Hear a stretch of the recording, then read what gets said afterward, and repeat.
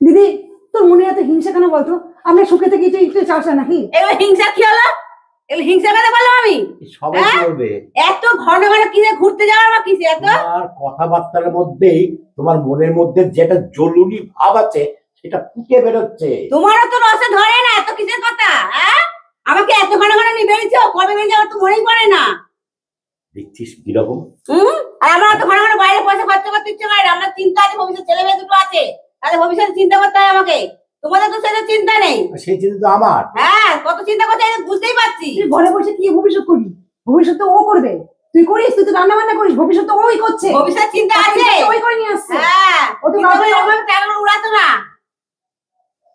একটা সংসার পারে না, দুটো বিয়ে করে আবার তারপরে আবার এত ঘন ঘন সব নিয়ে এই ঘুরতে যাওয়া এই যাওয়া আর লেগেই আছে। ও তো কাউকে ফেলে দেয়নি, ও সবাইকে নিয়েই চলছে। তার মধ্যে কি আমাকে কি ঘুরতে? শোন, আমি ভালো বলে না তোদের মেনে নিয়েছি, এটা মনে করিস, এত খারাপ মনে করিস না, ভালো মনে করে মেনে নিয়েছিস। বলছি সংসার থেকে ভালোভাবে থাক, সবাই মিলে একসঙ্গে। তুই বল।